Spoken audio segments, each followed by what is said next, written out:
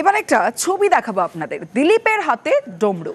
হিন্দ মোটরে ডমরু বাজালেন দিলীপ ঘোষ। মানুষের সঙ্গেই আছেন দিলীপ ঘোষ, এমনটাই জানিয়েছেন তিনি। কাদের নিশানা করছেন দিলীপ, দেখুন।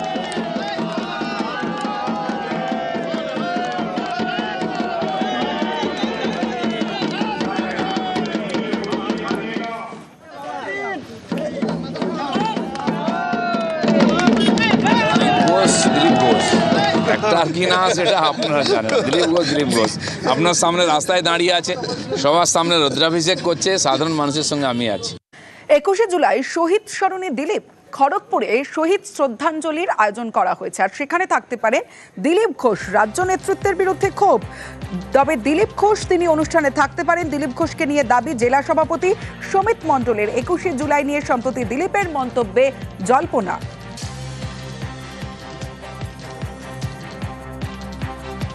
এই সভাতে কি দিলীপ দা থাকবেন? আমরা ডেকেছি, আহ্বান করেছি থাকার জন্য। এর আগে ডেকেছিলাম, উনি সাড়া দিয়েছিলেন। এখনো পর্যন্ত কথা হয়নি আসবেন কি কনফার্ম নেই, কথা বলিনি, বলবো। কোনো না কোনো মঞ্চে তো আমি থাকবোই 21 তারিখ। দেখা যাক 21 তারিখে আসুক। রাজনীতিতে জল্পনা নিয়েই সব চলে, দেখা যাক কি হয়। মানুষ কি জানতে চায়, কেউ জল্পনা তৈরি করছে, কেউ জল্পনা নিয়ে রাজনীতি চলছে। অনেকের রাজনীতি জল্পনা দিয়েই হয়। আমাদের জলও নেই আর পনাও নেই, আমাদের রাজনীতি আছে। 21 তারিখের পর কি তাহলে এই প্রশ্ন জিজ্ঞাসা করতে হবে না? প্রশ্ন থাকবে না। দিলীপ ঘোষ বিজেপিতে ছিল, দিলীপ ঘোষ বিজেপিতে আছে এবং বিজেপিতে দিলীপ ঘোষ থাকবে। কালকে দিলীপ ঘোষ যে সমাবেশ করছেন সেখানে আমাদের মেদিনীপুর জেলার সাংগঠনিক যিনি সভাপতি আছেন তিনি উপস্থিত থাকবেন। সুতরাং স্বাভাবিকভাবেই তো সেটা দলীয় কার্যক্রম। আর দিলীপ ঘোষ বিজেপির কার্যক্রম করবেন নাকি অন্য কেউ করবেন না। কাল তৃণমূলের 21শে জুলাই, আর কালই উত্তর কন্যা অভিযান বিজেপি যুব মোর্চার। হাইকোর্টের যে শর্ত সাপেক্ষে ইতিমধ্যেই প্রস্তুতি শুরু হয়েছে বিজেপি যুব মোর্চার উত্তর কন্যা অভিযান। আর সেই অভিযান শর্ত সাপেক্ষে কর্মসূচির অনুমতি হাইকোর্টের। মিছিলের নেতৃত্বে শুভেন্দু অধিকারী, মিছিলে থাকবেন বিজেপির সাংসদ, বিধায়করা। আমার সঙ্গে পার্থ প্রতিম রয়েছে, পার্থর সঙ্গে কথা বলবো। পার্থ, ঠিক যেদিন 21শে জুলাইয়ের কর্মসূচি তৃণমূলের, সেদিনই বিজেপি যুব মোর্চার এই কর্মসূচি রাজনৈতিক দিক থেকে কতটা তাৎপর্যপূর্ণ? অবশ্যই তাৎপর্যপূর্ণ, কেননা এর আগে কখনো 21শে জুলাইয়ের দিন কিন্তু এই উত্তর কন্যা অভিযান বা উত্তর কন্যা চলো এই এমন কর্মসূচি কিন্তু কোনো বিরোধী রাজনৈতিক দলই কিন্তু করেনি। এই প্রথম আমরা দেখলাম যে 21শে জুলাইয়ের দিন গেরুয়া শিবির এই কর্মসূচি নিয়েছে। তাদের যুব মোর্চার ডাকে কাল উত্তর কন্যা চলো অভিযান, যদিও তার অনুমতি দেয়নি সে শিলিগুড়ি পুলিশ। পরবর্তীতে তারা যখন আদালতে দ্বারস্থ হয়, হাইকোর্টের সার্কিট বেঞ্চ তাদের শর্ত সাপেক্ষে এই কালকের কর্মসূচি করার নির্দেশ দিয়েছে।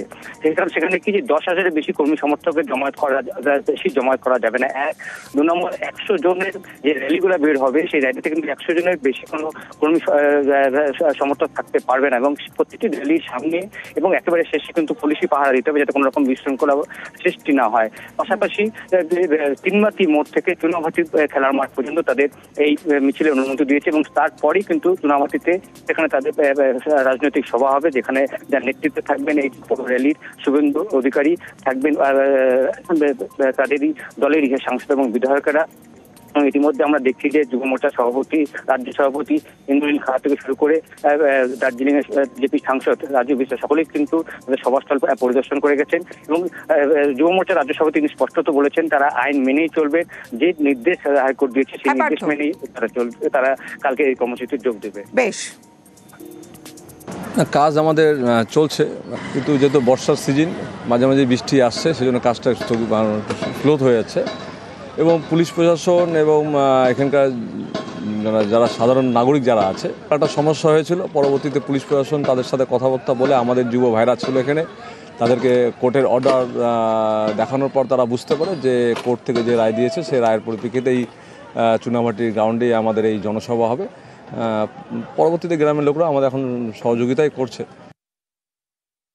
21শে জুলাই শহীদ তর্পণের দিন যদি কেউ দেখে, মানে পাল্টা কর্মসূচি দেখে, তাহলে তার মানে এইটুকু বলা যেতে পারে কোনো অবস্থায় তাদের শহীদের প্রতি শ্রদ্ধা তারা দেখাতে জানে না। আর মাত্র কয়েক ঘন্টা তারপরে 21শে জুলাই এবং আপনাদের গ্রাফিক্যালি দেখাবো ঠিক কোন কোন জায়গা থেকে মিছিল যাবে, কোন কোন রাস্তা দিয়ে মিছিল যাবে, কারণ শহরের একাধিক প্রান্ত থেকে আগামীকাল মিছিল বেরোবে। আর সেই মিছিল কোন কোন রাস্তা দিয়ে যাবে গ্রাফিক্যালি দেখাচ্ছি আপনাদের।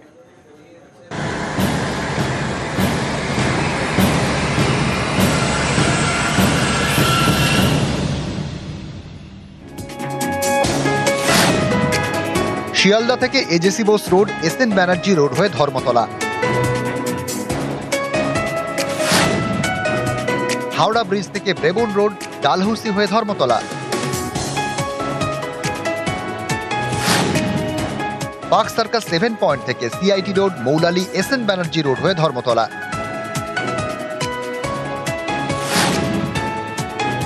হাজরা রোড থেকে আশুতোষ মুখার্জি রোড, জওহরলাল নেহেরু রোড হয়ে ধর্মতলা, শ্যামবাজার থেকে এপিসি রোড, শিয়ালদা ফ্লাইওভার পেরিয়ে এজেসি বোস রোড, মৌলালি হয়ে ধর্মতলা, কলকাতা স্টেশন থেকে RG Kar road, Shyambazar, APC road, AJC Bose road, SN Banerjee road হয়ে ধর্মতলা, শ্যামবাজার থেকে সেন্ট্রাল অ্যাভিনিউ হয়ে ধর্মতলা,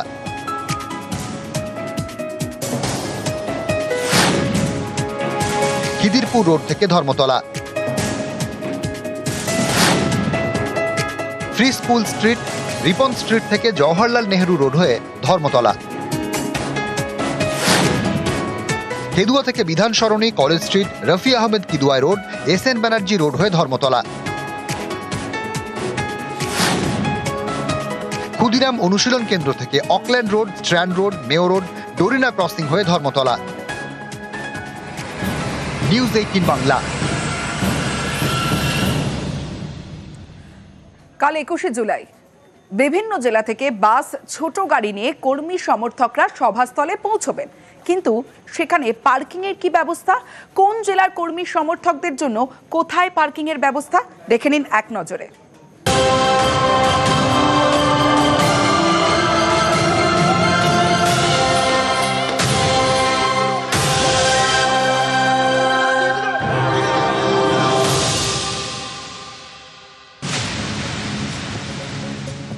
উত্তর কলকাতা উত্তর শহরতলি থেকে বিটি রোড, চিতপুর হয়ে সেন্ট্রাল অ্যাভিনিউ দিয়ে গাড়ি আসবে। গাড়ি পার্কিং সেন্ট্রাল অ্যাভিনিউয়ে। বর্ধমান হুগলির দিক থেকে গাড়ি আসবে দিল্লি রোড, ডানকুনি, নিবেদিতা সেতু হয়ে Dunlop, BT road, Dumdum road, Belgachia road, Shyambazar, APC road, AJC Bose road হয়ে মৌলালি। গাড়ি পার্কিং মৌলালিতে।